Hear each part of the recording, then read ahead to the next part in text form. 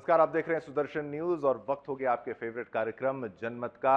9 बज चुके हैं और इस एपिसोड में हर बार की तरह हम आपके लिए बड़े मुद्दे लेकर आए हैं। एकमात्र ऐसा शो है जनमत जहां हर खबर पर सोशल मीडिया प्लेटफॉर्म एक्स के जरिए आप भाग लेते हैं, आप वोट करते हैं और नतीजे हम आपको दिखाते हैं आपके फेवरेट कार्यक्रम जनमत में। आज हम जिन विषयों पर चर्चा करेंगे जल्दी से उन पर भी एक नजर डाल लेते हैं फ्लोर ग्राफिक्स के माध्यम से, और कौन से वो मुद्दे हैं जिनके बारे में आज हम आपको बताएंगे। आपकी टीवी स्क्रीन पर कुछ ही पलों में वो मुद्दे आ जाएंगे। बड़े मुद्दे हर रोज हम आपके लिए लेकर आते हैं। हर मुद्दे पर पोल के माध्यम से आप भाग भी लेते हैं। लीजिए, आपकी टीवी स्क्रीन पर मुद्दे भी आ गए। जुलूस पर पत्थरबाजी, अब कौन सी जगह पत्थरबाजी हुई है, किस जगह पत्थरबाजी हुई है, कैसे पत्थरबाजी हुई है, किनके द्वारा की गई है, ये तो आप बेहतर ढंग से जानते ही हैं। लेकिन क्यों गणेश जी के अवसर पर, उनकी पूजा के समय पर, उनके प्रोसेशंस के दौरान इस तरीके से पत्थरबाजी होती है? ये जिहादी सोच कब खत्म होगी, कब रुकेगी, कब थमेगी? हम विश्लेषण भी बताएंगे, खबर तो समझाएंगे ही समझाएंगे। फिर आगे बढ़ेंगे। जागो हिंदू जागो, हम ऐसा क्यों कह रहे हैं? अगर आपको जानना है तो जनमत में बने रहिए। भारत की भी बात करेंगे, बांग्लादेश की भी बात करेंगे। संभलने का दौर आ चुका है। शिमला की भी बात अगर आप समझेंगे तो वहां का जब हिंदू जागा है तो देखिए सोच कैसे बदली और क्या कुछ फैसले लेने की शुरुआत वहां पर हो चुकी है। फिर आगे बढ़ेंगे। अगली जो खबर है, चंडीगढ़ धमाकों में पन्नू कनेक्शन है क्या? चंडीगढ़ में जो धमाके हुए थे इसमें आतंकी तार जुड़े हुए हैं उन लोगों के जो नहीं पसंद करते, उन लोगों को जो कि आतंक विरोधी हैं। उन अफसरों पर ही हमले की प्लानिंग थी। हालांकि उतने सफल ये नहीं हो पाए, लेकिन हो जाते तो शायद पन्नू कामयाब हो जाता। इसको कामयाब होने नहीं देना है। और आगे बढ़ेंगे, राइट टू एजुकेशन की बात करेंगे। राइट टू एजुकेशन के खिलाफ मदरसा है, ऐसा कौन कह रहा है? हम नहीं कह रहे हैं, गवर्नमेंट बॉडी अगर कहती है, कोई अगर ऐसा ऑर्गेनाइजेशन कहता है, तो किस आधार पर कहा जाता है कि मदरसे में पढ़ाई नहीं होती, मदरसों को बंद कर देना चाहिए साफ तौर पर? ये किसकी राय है, ये आपको बताएंगे। और फिर और आगे बढ़ेंगे, बात करेंगे पाक की नापाक साजिश की। फिर से नापाक साजिश की, लेकिन जो भी बॉर्डर पार करके भारत में आएगा वो सीधा टिकट कटवा के जहन्नुम पहुंच जाएगा। वहां जाके उसको जितने लोगों से मिलना है, हुरों से मिलना है, उसका टिकट काउंटर भारतीय आर्मी के पास है। आइए, भारत में घुसिए, टिकट कटवाइए और सीधा जाइए। शुरुआत करते हैं पहली खबर की। वैसे तो जिहादी हिंदुओं के त्योहारों, उत्सव और आनंद में विघ्न डालने का हर दम प्रयास करते हैं। भगवान राम का जुलूस हो या प्रथम पूज्य गणेश जी का पंडाल और विसर्जन का समय, जिहादी अपने नापाक मंसूबों को पूरा करना कभी नहीं भूलते। हिंदुओं के चेहरे पर खुशी इन हूरों की चाह रखने वाले जिहादियों को रास नहीं आती, और इसी का परिणाम होता है कि देश के कोने कोने से गणेशोत्सव के दौरान पंडालों पर हमले और विसर्जन के दौरान आगजनी जैसी घटनाएं सामने आती हैं। ऐसा ही कुछ कर्नाटक में देखने को मिला, जहां मांड्या में गणपति विसर्जन के दौरान 2 समुदायों में हुई झड़प के बाद 52 लोगों को गिरफ्तार किया गया। कर्नाटक के गृह मंत्री जी परमेश्वर ने इसकी जानकारी दी और बताया कि गणेश विसर्जन के जुलूस के दौरान हुई हिंसा में दोनों समुदायों की तरफ से एक दूसरे पर पथराव किया गया और पेट्रोल बम भी फेंके गए। लेकिन सबसे बड़ा सवाल यह कि हिंदुओं के उत्सव से आखिर क्यों जिहादियों को पेट में इतना दर्द हो रहा है? आखिर अगर इतनी ही परेशानी है तो लाउडस्पीकर भी बंद करवाओ, अपने भी करवाओ, सड़कों पर नमाज पढ़ना बंद करो और मजहबी नारों के साथ सड़कें जाम करना भी बंद करो। पर ऐसा होगा नहीं। क्या कुछ हुआ है कर्नाटक में, उसके लिए देखिए हमारी यह खास रिपोर्ट और मामले की गंभीरता को समझिए। घटना के बाद 52 लोगों को गिरफ्तार किया गया है। Procession, somebody has pelted stones on the procession, and in retaliation, these people have also responded similarly, and now everything is under control. We have arrested about 52 persons on both the sides. They have lit fire and all that. All that has been controlled. Nothing to worry now. Senior officers are camping there, and we have sent additional force. There should not be any further trouble. पर सबसे बड़ा सवाल ये कि हिंदुओं के उत्सव से आखिर क्यों जिहादियों के पेट में इतना दर्द हो रहा है? अगर इतनी ही परेशानी है तो लाउड स्पीकर भी बंद कर दो ना जिहादियों। सड़कों पर नमाज पढ़ना भी बंद करो और या हुसैन का नारा देकर सड़कें जाम करना भी बंद करो। पर ऐसा होगा नहीं, क्योंकि अगर ऐसा कर दिया तो इन्हें हूरें कैसे मिलेंगी? सवाल यह भी है कि आखिर कब हिंदू जागेगा और अपने लिए आवाज उठाएगा? Bureau report, Sudarshan news. के माध्यम से आपसे जो प्रश्न पूछा वो भी आपको बता दें, आपकी टीवी स्क्रीन पर वो प्रश्न भी हम आपको बताएंगे हर खबर पर, क्योंकि हम आपसे पोल के माध्यम से सवाल पूछते हैं। हिंदू त्योहारों में विघ्न डालना जिहादियों की कोई साजिश है क्या? 94% 94% लोगों ने कहा हाँ, 6% लोगों ने कहा ना। बहुमत ये मानता है कि हाँ, ये उनकी साजिश है। तो देखिए, हर खबर पर पोल के माध्यम से आप भाग लेते हैं। अब अगली खबर की भी जो है रुख करते हैं। अगली खबर जो है, राष्ट्रीय बाल अधिकार संरक्षण आयोग यानी कि एनसीपीसीआर ने मदरसों को बंद करने की मांग के पक्ष में सुप्रीम कोर्ट में जवाब दिया है। आयोग ने सुप्रीम कोर्ट को बताया कि मदरसों में पढ़ने वाले बच्चे अच्छी शिक्षा उनको नहीं मिल पा रही है। एनसीपीसीआर का कहना है कि मदरसे राइट टू एजुकेशन एक्ट के दायरे में नहीं आते, जिससे इन बच्चों को जैसे स्कूलों में शिक्षा मिलती है वैसी शिक्षा नहीं मिल पाती। आरटीआई एक्ट के तहत स्कूलों में बच्चों को मिड डे मील, यूनिफॉर्म और अच्छे शिक्षक मिलते हैं, लेकिन मदरसों में ये सुविधाएं नहीं हैं। खैर, बात तो ठीक ही है। यहां मौलाना शिक्षा नहीं देते बल्कि जन्नत की हुरों का सपना दिखाकर युवाओं को जिहाद का रास्ता दिखाते हैं। यहां मौलाना किसी को भी योग्य तो नहीं बनाते, पर बम बनाना जरूर सिखा दिया जाता है। यह हम नहीं कहते, खबरें बताती हैं, हकीकत बताती है। यहां मौलाना नारी का सम्मान तो नहीं सिखाते बल्कि खुद वासना की तृप्ति के लिए नाबालिग बच्चियों के साथ दुष्कर्म जैसी वारदातों को अंजाम देते हैं। ये भी खबरें सामने आती हैं। यहां अर्थशास्त्र तो नहीं पढ़ाया जाता, पर उसे बिगाड़ने के लिए नकली नोट बनाना जरूर सिखाया जाता है। आखिर क्या है पूरा मामला, देखिए हमारी ये खास रिपोर्ट और मामले की गंभीरता को समझिए। लाभों जैसे कि मध्याह्न भोजन, यूनिफॉर्म, प्रशिक्षित शिक्षक आदि से भी वंचित हैं। एनसीपीसीआर का कहना है कि मदरसों द्वारा कुछ एनसीईआरटी की किताबों से पढ़ाना मात्र एक दिखावा है और ये सुनिश्चित नहीं करता कि बच्चों को औपचारिक और गुणवत्तापूर्ण शिक्षा मिल रही है। एनसीपीसीआर ने सुप्रीम कोर्ट में दिए अपने लिखित बयान में कहा कि मदरसे उचित शिक्षा प्राप्त करने के लिए उपयुक्त स्थान नहीं है, बल्कि यहाँ आरटीई अधिनियम की धारा 19, 21, 22, 23, 24, 25 और 29 के तहत मिले अधिकारों का भी अभाव है। इसके अलावा मदरसे न केवल शिक्षा के लिए एक असंतोषजनक और अपर्याप्त मॉडल प्रस्तुत करते हैं, बल्कि उनके कामकाज का तरीका भी मनमाना है। खैर, ये बात तो सही है, इससे इनकार नहीं किया जा सकता कि मदरसों की स्थिति बद से बदतर है। यहाँ मौलाना शिक्षा नहीं देते बल्कि जन्नत की हूरों का सपना दिखाकर युवाओं को जिहाद का रास्ता दिखाते हैं। यहाँ मौलाना किसी भी योग्य तो नहीं बनाते, पर बम बनाना जरूर सिखा देते हैं। यहाँ मौलाना कोई वो नहीं है, हमें जो है प्यार मोहब्बत से रहना है। हम सदियों से यहाँ रह रहे हैं और हम तो यहाँ के स्थायी निवासी हैं। जो अभी प्रेजेंट में जो फैसला लिया हमने, ये हम ऐसे हिमाचली इस फैसले को ले रहे हैं और ये हमारी जो है कमेटी है, हमारे प्रधान अब्दुल लतीफ़ साहब हैं और मैं एज ए इमाम जामा मस्जिद संजौली कोटखाई से बिलोंग करता हूं। हमारी प्यार मोहब्बत ना बिगड़े, हम प्यार मोहब्बत से रहें। और मैं एक आग्रह करना ये चाहता हूं आप लोगों के चैनल के माध्यम से कि इस मुद्दे को राजनीति में ना जोड़ा जाए।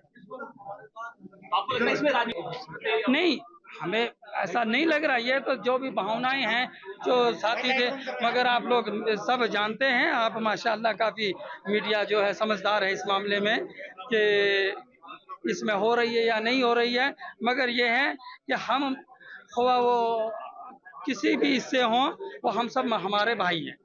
हिमाचली जितने हैं हमारे भाई हैं और हम उनके भाई हैं, ठीक है। और मैं मीडिया से ये दोबारा से अर्ज करना चाहता हूँ, मोहब्बत से रहें, प्यार से रहें और हर जगह शांति बनाए रखें और शांति पूर्वक हमारा हिमाचल प्रदेश है। तो अब सवाल ये खड़ा होता है कि जब यह अवैध निर्माण बन रहा था तब ये नजर नहीं आया, उसके बाद भी जब नोटिस जारी किए गए तब भी क्यों नहीं निर्माण को गिराया गया। लेकिन जब प्रदर्शन बढ़ गया तो इनके सुर बदल गए और ना जाने कितनी ऐसी मस्जिदें होंगी अवैध रूप से जो खड़ी होंगी। सुदर्शन न्यूज यही मांग करता है कि देश भर की सभी मस्जिदों की जांच की जाए कि आखिर किसका नक्शा पास है, किसका नहीं, और कितनी मस्जिदें अवैध निर्माण पर खड़ी हैं, उन सभी की जांच होनी चाहिए। चलिए, ये तो खबर आपको बताई। इसी खबर पर पोल के माध्यम से जो प्रश्न है वो भी आपकी टीवी स्क्रीन पर ले आते हैं। कौन सा मामला है, कैसे प्रश्न है, क्योंकि हर खबर पर पोल के माध्यम से आपसे प्रश्न पूछते हैं। अवैध मस्जिद पर चलना चाहिए बुलडोजर, पहले भी हमने पूछा था, दोबारा पूछ रहे हैं। 98% लोगों ने कहा हां चलना चाहिए बुलडोजर। 2% लोग ऐसे हैं जो नहीं चाहते, ऐसा मानते हैं, लेकिन मेजॉरिटी चाहती है कि बुलडोजर चल जाए। जी हां, बांग्लादेश अब हिंदुओं के लिए नर्क से भी बदतर हो गया है। बांग्लादेश में पहले तो हिंदुओं पर वहां के कट्टरपंथियों द्वारा जमकर अत्याचार किया जाता है और उसके बाद भी कसर रह जाती है तो उसको पूरा करने में वहां की हिंदू विरोधी सरकार लग जाती है। बांग्लादेश से जैसे ही शेख हसीना की सत्ता हटती है वैसे ही सेक्युलरिज्म और संविधान को दरकिनार कर दिया जाता है। जहां आपको बताएं अब तक मानवता की चैन और भाईचारे का ढोंग चल रहा था, वहां अब गैर मुसलमानों का जीना मुश्किल कर दिया जाता है। चुन चुन कर गैर मुसलमानों को और उनकी संपत्तियों को निशाना बनाया जा रहा है और अब तो हिंदुओं के पूजा पाठ करने पर भी फरमान सुना दिया गया है। देखिए हमारी खास रिपोर्ट और मामले की गंभीरता को समझिए।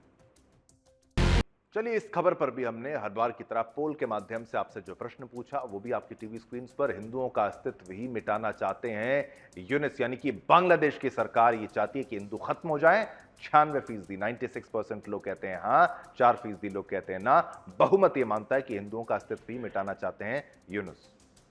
हुर्रियत और खालिस्तानी आतंकी गुरपतवंत सिंह पन्नू जैसे आतंकियों की जिस अलगाववादी सोच का भुगतान आज कश्मीर और देश को करना पड़ रहा है, राहुल गांधी ने अमेरिका से उसी सोच को आगे बढ़ाया है, उसे मजबूत किया है। वॉशिंगटन डीसी में राहुल गांधी ने जिस तरीके से सिख समुदाय के लिए बातें कहीं, उससे केवल हिंदुस्तान की छवि ही दुनिया में खराब नहीं हुई है, बल्कि पन्नू जैसे आतंकियों के हौसले भी बुलंद हुए हैं। सिख समुदाय के बारे में जिस तरह की बातें पन्नू करता है उसी तरह की बातें राहुल गांधी ने भी की। खालिस्तानी आतंकी पन्नू सिख समुदाय को लेकर जिस तरह से झूठ और फरेब गढ़ता है, प्रचारित करता है, और राहुल गांधी ने भी वही किया है। राहुल गांधी ने पाकिस्तान और अफगानिस्तान में सिखों की जो स्थिति देखी थी, उनके भीतर जो डर देखा था, उसे हिंदुस्तान के साथ चस्पा कर परोस दिया। यही काम आतंकी पन्नू भी करता है। राहुल गांधी के इस बयान का विरोध करते हुए केंद्रीय मंत्री हरदीप सिंह पुरी ने कहा कि अपने 60 साल के जीवन में उन्हें तो इस तरह की दिक्कत का सामना नहीं करना पड़ा था। साथ ही उन्होंने ऐसा कोई दूसरा सिख या कोई ऐसा व्यक्ति भी नहीं उनको मिला है जिसे ये दिक्कत हुई हो, इस दिक्कत का सामना करना पड़ा। यहां सिख बड़ी आन बान और शान के साथ रहते हैं। दरअसल राहुल गांधी ने सिख समुदाय के प्रति जो बातें कही हैं वो एक खतरनाक राजनीतिक सोच का नतीजा है। अमेरिका में कही उनकी हर बात देश की एकता और अखंडता के खिलाफ है। देश को तोड़ने वाली शक्तियों को मजबूत करने वाली यह बात कही गई है। राहुल गांधी अमेरिका में भारत विरोधी पत्रकारों से ही नहीं मिलते हैं, बल्कि भारत विरोधी अमेरिकी सांसद इल्हन उमर से भी मुलाकात करते हैं। इल्हन उमर भारत विरोधी होने के साथ साथ पाकिस्तान की समर्थक हैं और पाकिस्तान ने इल्हान को POK का दौरा करवाया था, जिसका भारत ने विरोध किया था।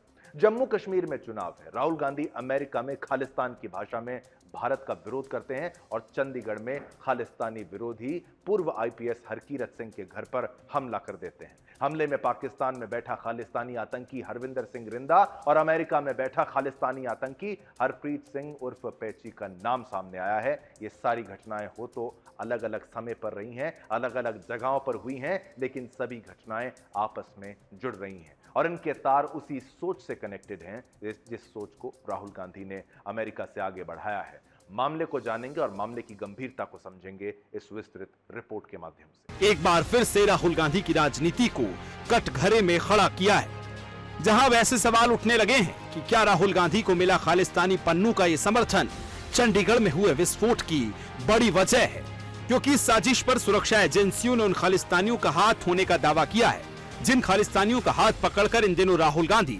सत्ता में आने का सपना देख रहे हैं, जो अपने अमेरिका दौरे में खालिस्तानी अलगाववादियों से मिल रहे हैं, जिनके कार्यक्रम में खालिस्तानी नेता शामिल हो रहे हैं और स्वयं राहुल गांधी उन्हें लुभाने के लिए सिख विरोधी बयान दे रहे हैं। नेता प्रतिपक्ष गांधी इन दिनों भारत की सत्ता में आने के लिए अलगाववादियों को बढ़ावा दे रहे हैं, जो महज कुछ चंद वोटों के लिए भारत के भविष्य के साथ खिलवाड़ कर रहे हैं, जिनकी अलगाववाद की राजनीति भारत को फिर से बंटवारे के अंधकार में झोंक सकती है। राहुल गांधी इन दिनों अपनी राजनीतिक परिपक्वता को दर्शाने के लिए विदेश भ्रमण पर हैं, जो 2024 के आम चुनावों में भारत के वोटर्स को लुभाने में भले ही असफल रहे हों, लेकिन अब उनकी भारत विरोधी बातों ने भारत विरोधी शक्तियों को जरूर लुभा लिया है, जिसका परिणाम यह है कि राहुल गांधी के समर्थन में वो खालिस्तानी आतंकवादी गुरपतवंत सिंह पन्नू उतर आया है, जो 21 सितंबर को डेलावेयर और 22 सितंबर को न्यूयॉर्क से हिंदुओं के सफाई का प्लान बना रहा है, जिसने राहुल गांधी के सिख वाले बयान पर यह स्पष्ट रूप से कहा है कि भारत में सिखों के अस्तित्व पर खतरे वाला राहुल का बयान सिखों के खालिस्तान बनाने के उसके मुहिम को सही ठहराता है। Bureau report, Sudarshan news.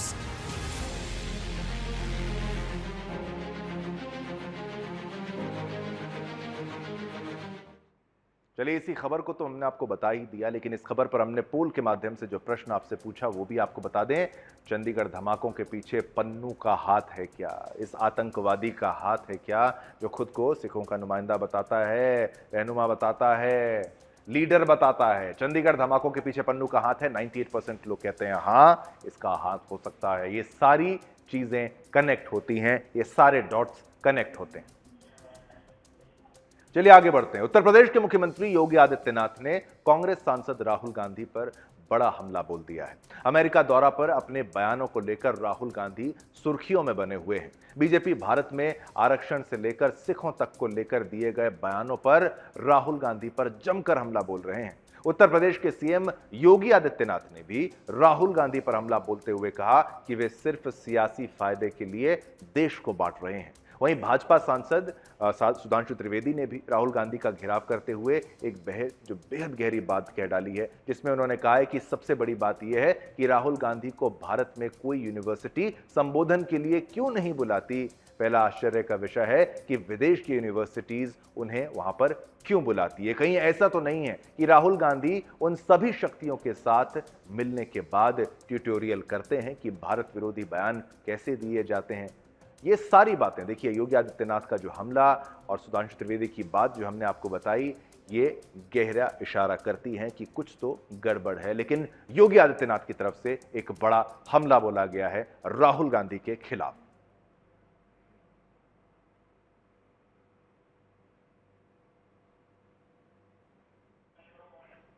तो चलिए ठीक है, ये कमेंट उनकी तरफ से जो आया था राहुल गांधी के खिलाफ, उसके बारे में हमने आपको बताया। और ये लीजिए, योगी आदित्यनाथ की तरफ से भी जो बात कही गई वो भी हम आपको बता रहे हैं। सुधांशु त्रिवेदी की तरफ से भी हमला बोला गया, लेकिन मुख्य तौर पर राहुल गांधी पर हमला बोला गया है योगी आदित्यनाथ जी की तरफ से। बार-बार जो स्टेटमेंट दे रहे हैं, देखिए इसमें सबसे बड़ी बात यह है कि राहुल गांधी को भारत में कोई यूनिवर्सिटी बुलाती नहीं। आप कहेंगे चलिए बीजेपी की सरकार है, तो 2004 से 14 के बीच में कितनी यूनिवर्सिटीज में गए थे जहां आपकी सरकारें, वहां क्यों नहीं बुलाती? तो पहला आश्चर्य का विषय यह है कि विदेश की यूनिवर्सिटीज उनको क्यों बुलाती हैं, कौन बुलाता है, फिर कौन मिलवाता है और फिर कौन उनसे बुलवाता है। मुझे लगता है कि कहीं ऐसा तो नहीं है कि वो उन सारी शक्तियों के साथ मिलने के बाद, उनसे ट्यूटोरियल लेने के बाद रिहर्सल करते हैं कि भारत विरोधी बयान कैसे दिए जाएं। और मैं ये बात थोड़ी गंभीरता से भी कहना चाहूंगा कि राहुल गांधी जी भारत के इतिहास के पहले नेता प्रतिपक्ष बन गए जिन्होंने किसी घोषित भारत विरोधी सांसद से मुलाकात की है। वो भारत के इतिहास के पहले नेता प्रतिपक्ष बन गए जिन्हें भारत सरकार की तरफ से घोषित आतंकवादी पन्नू, गुरपतवंत सिंह पन्नू ने उनकी तारीफ की है। वो भारत के इतिहास के पहले नेता प्रतिपक्ष हैं जिनका पाकिस्तान ने अपने डोजियर में कश्मीर को लेकर उनके नाम का उल्लेख पाकिस्तान ने अपने पक्ष में किया है। तो मुझे लगता है पाकिस्तान से लेकर पन्नू तक जो शाबाशी पा चुके हैं, ऐसे राहुल गांधी जी की असली फितरत। आज में सामाजिक न्याय के नाम पर सामाजिक वैमनस्यता पैदा करके देश के दुश्मनों को प्रोत्साहित करने वाले लोग एक गरीबी की दंश को क्या झेल पाएंगे, क्या समझ पाएंगे?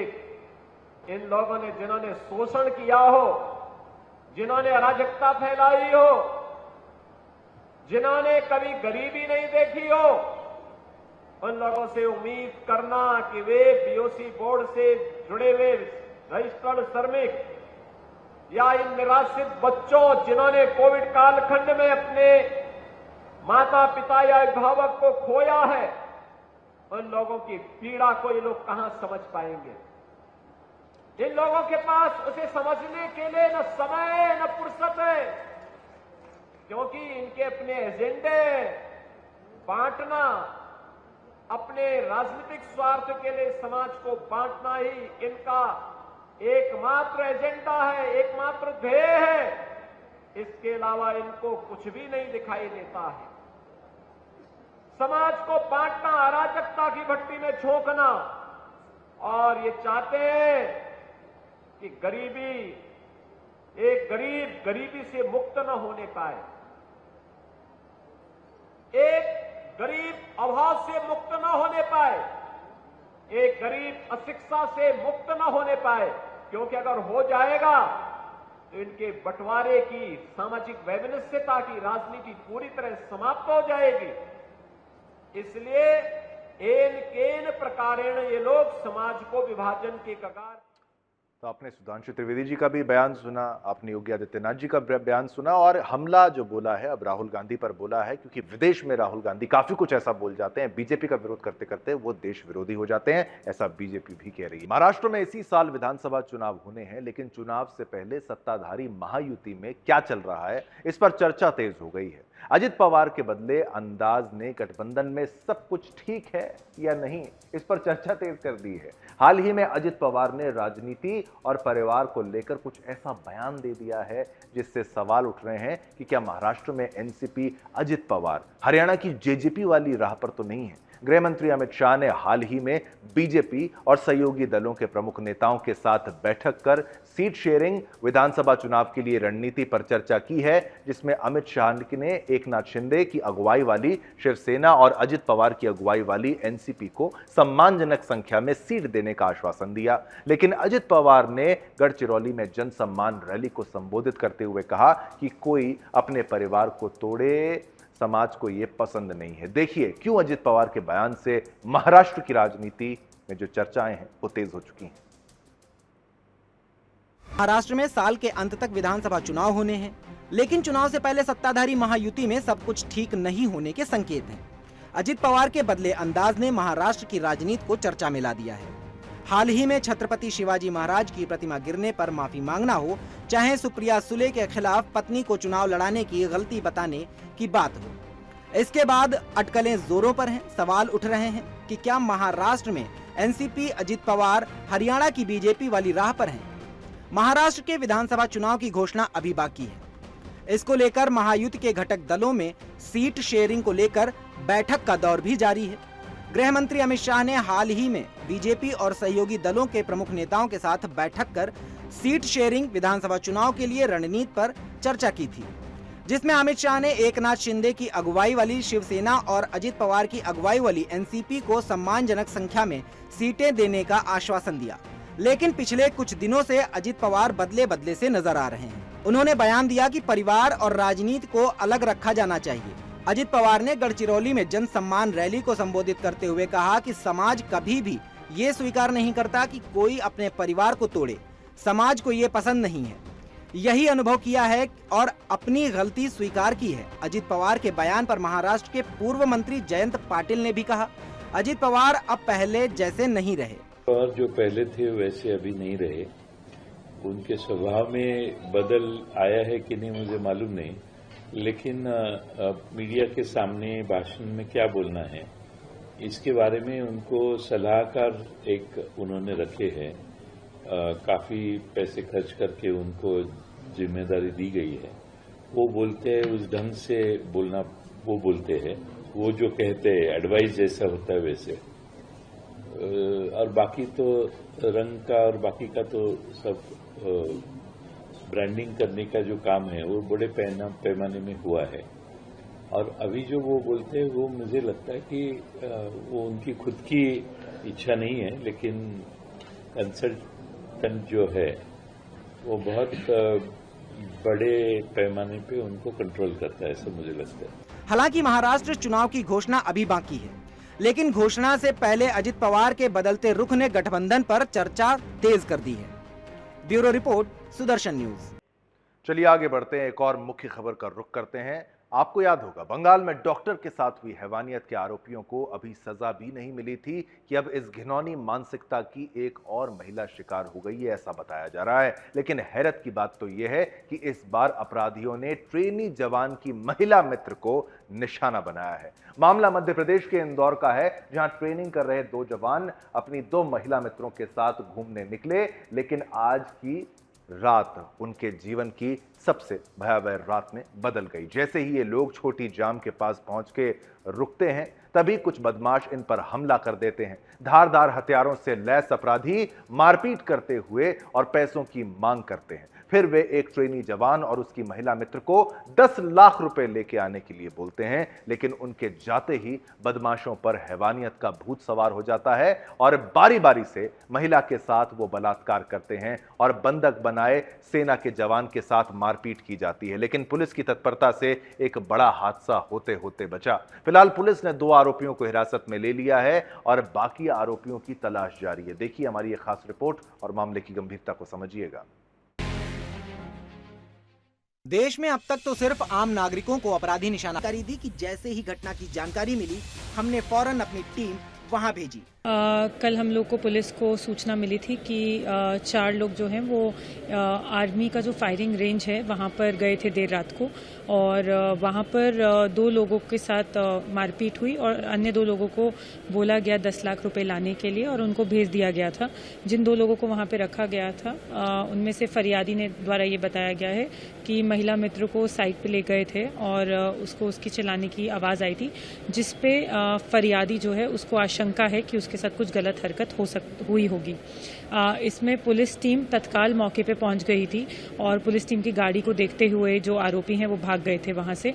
पुलिस लगातार 10 टीम्स यहां पर बनाकर लगातार इसमें सारी पूछताछ और इसको पूरा घटना को पर्दाफाश करने का प्रयास किया, और इसमें टोटल जो है 6 आरोपी हैं जिनके नाम पुलिस को पता लग चुके हैं और उसमें से 2 लोगों का अरेस्ट भी हो चुका है। बात करेंगे जम्मू कश्मीर की। कठुआ में सुरक्षा बलों ने मुठभेड़ में 2 आतंकियों को मार गिराया है। ये दोनों आतंकी जैश ए मोहम्मद के टॉप कमांडर थे। मुठभेड़ अभी भी जारी है। आतंकियों के खिलाफ यह ऑपरेशन कठुआ के खंडारा इलाके में चल रहा है। जम्मू रीजन में मौजूद आतंकियों की तलाश और खात्मे के लिए सुरक्षा बलों की टीमें अलग अलग इलाकों में लगातार ऑपरेशन चला रही हैं। इन ऑपरेशन को भारतीय सेना, सीआरपीएफ और जम्मू कश्मीर पुलिस की संयुक्त टीमें अंजाम दे रही हैं। इसी कड़ी में कठुआ में भी ऑपरेशन चलाया जा रहा था। खंडारा इलाके में आतंकियों की मौजूदगी का इनपुट मिलने पर सुरक्षा बलों ने इलाके की घेराबंदी शुरू की। इस दौरान आतंकियों ने खुद को घिरता देख फायरिंग खोल दी, फायरिंग करना शुरू कर दिया। इस पर सतर्क जवानों ने मोर्चा संभाला। कई घंटों चली इस मुठभेड़ में सुरक्षा बलों ने 2 आतंकियों को मौत के घाट उतार दिया, उनको जहन्नुम पहुंचा दिया। जहां की टिकट कटवाने वो भारत में आए थे, उनको मार गिराया गया। कठुआ जिले के इस संवेदनशील क्षेत्र में सुरक्षा बलों को यह बड़ी कामयाबी मिली है। बारिश और कठिन भौगोलिक परिस्थितियों के बीच सुरक्षा बल आतंकवादियों तक पहुंचे और उनका खात्मा किया है। मारे गए आतंकियों के पास से सुरक्षा बलों को भारी मात्रा में गोला बारूद मिला है। खाने पीने की चीजों के साथ ही एक बार फिर M4 राइफल मिली है। इस इलाके में जैश ए मोहम्मद के 2 टॉप कमांडर्स का खात्मा करना सुरक्षा बलों के लिए एक बड़ी कामयाबी है। सीमा पार से लगातार जम्मू रीजन को दहलाने और अशांति फैलाने की साजिश रची जा रही है। इसके लिए पाकिस्तान आतंकियों की मदद कर रहा है। जम्मू रीजन में कई आतंकी सक्रिय हैं, पर सबसे बड़ा सवाल यह कि जम्मू कश्मीर में चुनाव होने वाले हैं और उससे पहले ये आतंकी हमले और पाकिस्तान की कश्मीर को दहलाने के लिए ये कोई बड़ी साजिश तो नहीं है। बात तो यह भी सामने आई है कि नेटो, मेड फॉर नेटो हथियारों में लिखा हुआ पाया गया, और ऐसे हथियार भी अगर भारत में मिल रहे हैं तो ये किस ओर इशारा करते हैं, ये बहुत बड़ा चिंता का विषय है। चलिए, ये खबर हमने आपको बताई। पोल के माध्यम से जो प्रश्न आपसे हमने पूछा वो भी आपकी टीवी स्क्रीन पर कुछ ही पलों में, कि जम्मू कश्मीर चुनाव से पहले पाकिस्तान कोई साजिश रच रहा है क्या? 95% लोग कहते हैं हाँ, 95% लोग कहते हैं हाँ, 5% लोग ना कह रहे हैं। लेकिन बहुमत, प्रचंड बहुमत ये मानता है कि हाँ, साजिश पाकिस्तान लड़ रहा है।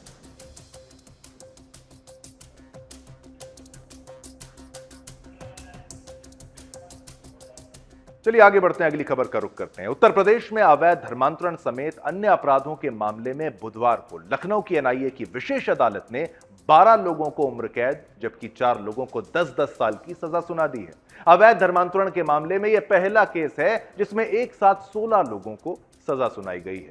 सभी आरोपियों पर कोर्ट ने 10,000 से लेकर 1 लाख रुपए का तक जुर्माना जो है वो लगाया है। एनआईए के विशेष न्यायाधीश विवेकानंद शरण त्रिपाठी ने मंगलवार को धर्मांतरण करने के सरगना यानी उमर गौतम समेत 16 आरोपियों को इस मामले में दोषी करार देकर बुधवार को सजा सुनाने के लिए तलब किया था। कोर्ट ने सुनवाई के बाद फैसला सुरक्षित रख लिया था।